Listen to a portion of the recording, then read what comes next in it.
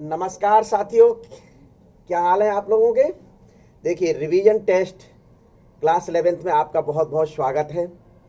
तो इसमें MCQ, fill in the blank, true and false और मैचिंग पर चर्चा होगी। इससे पहले मैं आपको बताना चाहता हूं कि क्वेश्चंस आप लोगों को किस प्रकार से सॉल्व करने हैं, पेपर में किस प्रकार से लिखना है। सबसे पहले आप जो एमसीक्यू या अन्य 4 प्रकार के जो क्वेश्चंस आते हैं जिनकी स्कोरिंग 20 नंबर की होती है, इनको सबसे पहले अच्छे ढंग से लिखेंगे। यदि किसी कारणवश इन 20 में से 2 या 4 नंबर के नहीं आ रहे हैं दैट टाइम, तो आप उनके लिए एक लाइन स्पेस खाली छोड़ देंगे वहां नंबरिंग में लाते हुए और आगे बढ़ जाएंगे। फिर आप जब क्वेश्चंस पर पुट अप करने के लिए आएंगे, जब आपको प्रश्न हल करना होंगे, तो विशेष ध्यान ये देना है कि आपको जो प्रश्न अच्छे ढंग से आ रहे हैं, जो क्वेश्चंस बहुत अच्छे ढंग से आ रहे हैं, उन क्वेश्चंस को सबसे पहले सॉल्व करना है। क्योंकि जो वैल्यूअर है, जो आपकी कॉपी को चेक कर रहा है, उसके ऊपर आपको एक बहुत अच्छी छाप छोड़नी, बहुत अच्छा इंप्रेशन जमाना है।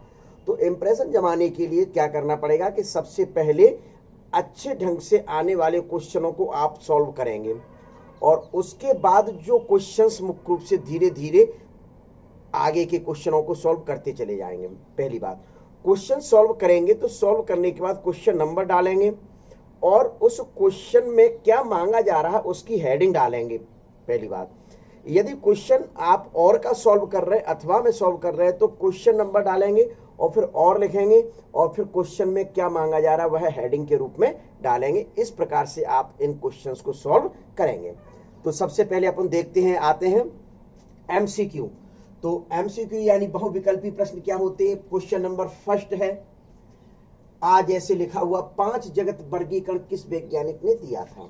5 जगत वर्गीकरण प्रणाली किस वैज्ञानिक ने प्रस्तुत की थी। तो 5 जगत वर्गीकरण प्रणाली मुख्य रूप से आपके R.H. व्हिटकर नामक वैज्ञानिक ने 1969 में 1969 में मुख्य रूप से प्रपोज्ड की थी। तो देख लीजिए, एक इसमें आपके सामने एक निश्चित तौर पर जवाब प्रस्तुत होगा कि व्हिटकर साइंटिस्ट जो डी नंबर पर दिए हुए हैं, तो आप व्हिटकर साइंटिस्ट को मुख्य रूप से यहां निशान लगा सकते हैं। एगर का उत्पादन किया जाता है। एगर मुख्य रूप से एक संवर्धन माध्यम होता है, कल्चर मीडियम होता है। तो इसका मुख्य रूप से जो निर्माण किया जाता है वह मुख्य रूप से शैवाल से किया जाता है। शैवाल से किया जाता है, इसका निर्माण शैवाल से किया जाता है। फिर देखिए तीसरे नंबर का क्वेश्चन, केंद्रक की खोज किसने की थी। न्यूक्लियस किसने डिस्कवर किया था। न्यूक्लियस को किसने डिस्कवर किया था। तो देखते हैं, आपको न्यूक्लियस डिस्कवर मुख्य रूप से बताया गया। तो ये रॉबर्ट ब्राउन नामक साइंटिस्ट थे। रॉबर्ट ब्राउन नामक साइंटिस्ट थे, उन्होंने मुख्य रूप से न्यूक्लियस को खोजा था। न्यूक्लियस की खोज किसने की थी, यानी discover of nucleus by Robert brown scientist. तो रॉबर्ट ब्राउन साइंटिस्ट, यानी कि ये वाला मुख्य रूप से क्वेश्चन आंसर सही है इसका। प्रोटीन में अमीनो अम्ल जुड़े होते हैं। भाई ये आपको पता है कि प्रोटीन एक मैक्रोमोलिक्यूल्स के अंतर्गत आता है। अमीनो अम्ल बॉन्ड द्वारा जुड़कर मुख्य रूप से एक लंबी चेन बनाते हैं, जिसको मुख्य रूप से पॉलीपेप्टाइड चेन कहा जाता है। क्या कहा जाता है, पॉलीपेप्टाइड चेन कहा जाता है। तो ये अमीनो अम्ल जिस बॉन्ड के द्वारा अटैच होते हैं उस बॉन्ड को मुख्य रूप से पेप्टाइड बॉन्ड कहते हैं। एक अमीनो ग्रुप का अमीनो समूह का हाइड्रोजन और दूसरे अमीनो ग्रुप का मुख्य रूप से कार्बोक्सिलिक समूह का मुख्य रूप से OH जुड़कर पानी का एक मॉलिक्यूल निकाल देते हैं। तो उस प्लेस पर मुख्य रूप से जो बॉन्ड बनता है उस बॉन्ड को पेप्टाइड बॉन्ड कहा जाता है। क्या बॉन्ड कहा जाता है, पेप्टाइड बॉन्ड। तो देख लीजिए, इसमें एक आंसर दिया होगा पेप्टाइड बॉन्ड का। तो देखिए कहां पर दिया हुआ, बी नंबर पर। तो ये आपका क्या हो गया, इसका आंसर हो गया। ईस्ट को कोशिका चक्र पूर्ण करने में, ईस्ट को कोशिका चक्र पूर्ण करने में कितना समय लगता है भैया। तो ईस्ट कोशिका है, आप एनसीईआरटी की बुक का बहुत अच्छे ढंग से यदि अध्ययन किया होगा तो उसमें बिल्कुल सीधे लिखा हुआ है कि ह्यूमन को 24 आवर लगता है। ह्यूमन को 24 आवर लगता है कोशिकीय चक्र पूर्ण करने में। जबकि ईस्ट कोशिका को मुख्य रूप से 90 मिनट का समय लगता है। क्या 90 मिनट का मुख्य रूप से समय लगता है। आप एनसीईआरटी बुक खोलेंगे, एनसीईआरटी बुक का इस चैप्टर को निकालेंगे, चैप्टर के दूसरे पेज पर मुख्य रूप से ऊपर से जो पैरा है, ऊपर का पैरा है, उसमें सबसे पहले ह्यूमन का लिखा होगा, फिर देन लास्ट में लिखा होगा ईस्ट सेल का। क्या 19 मिनट का समय लगता है। तो देखिए 19 मिनट इसमें कहीं दिया होगा आपका, ये देख लीजिए।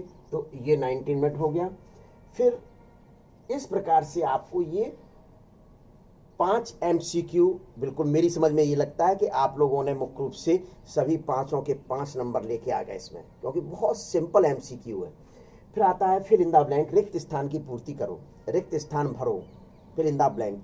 कैसे आप भरोगे फिल इन द ब्लैंक। देखिए ये तो इसमें 4 ऑप्शंस दिए रहते हैं, लेकिन यहाँ तो ऑप्शन सही नहीं है। यहाँ तो आपको मुख्य रूप से यदि पढ़ा होगा जब ही आप कर पाएंगे। तो अवपंकवक यानी स्लाइम मोल्ड्स, प्रोटिस्ट है। कौन सा प्रोटिस्ट होता है। तो ये देखिए यूनिसेलुलर यानी एक कोशिकीय,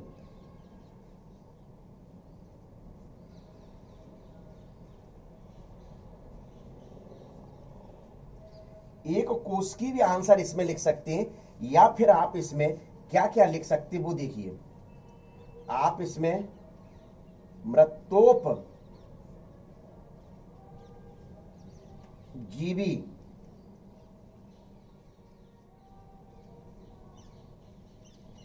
स्वतंत्र जीवी और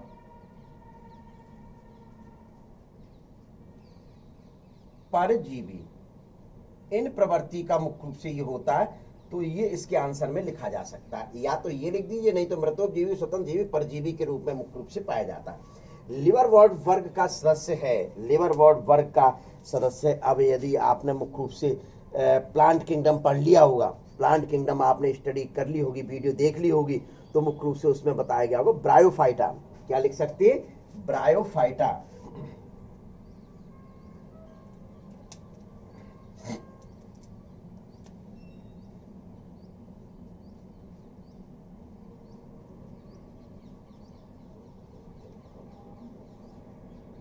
ठीक है।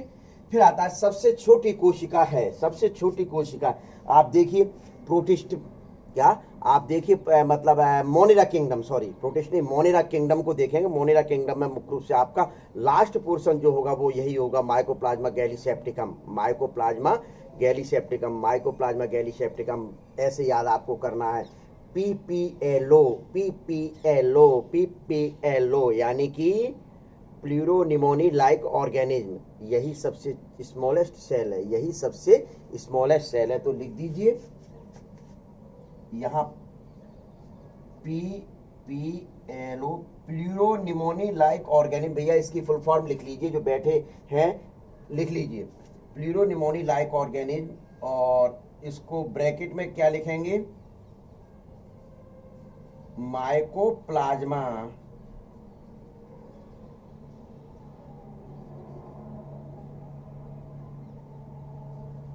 गैली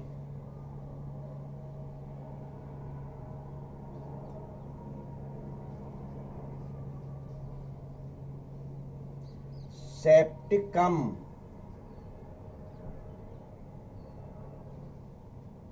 ठीक है। तो ये मुख्य रूप से इसका क्या हो गया, आंसर हो गया। सभी एंजाइम प्रोटीन होते हैं, सभी एंजाइम प्रोटीन होते हैं। इसमें ही आ गया सभी एंजाइम प्रोटीन होते हैं, पहले से ही आंसर लिख दिया गया मेरे के द्वारा। तो यहाँ ऐसा होना चाहिए था, सभी एंजाइम होते हैं।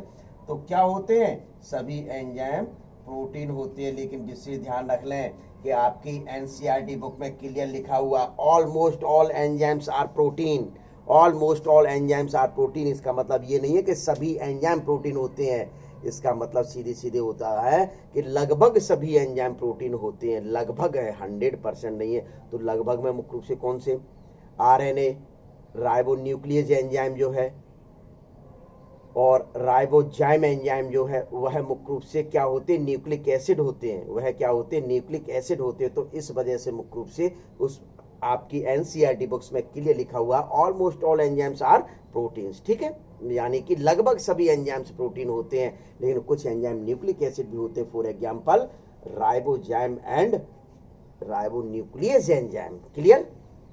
फिर आता है बहुकेंद्र की कोशिका को कहते हैं। बहुकेंद्र की यानी इस प्रकार की कोशिका, क्या इस प्रकार की कोशिका जिसके ये कोई कोशिका है, क्या इसमें मोर देन वन न्यूक्लियस पाए जाते हो, मोर देन वन न्यूक्लियस पाए जाते हो, तो उसको क्या कहा जाता है, सिंसाइटियम कहा जाता है।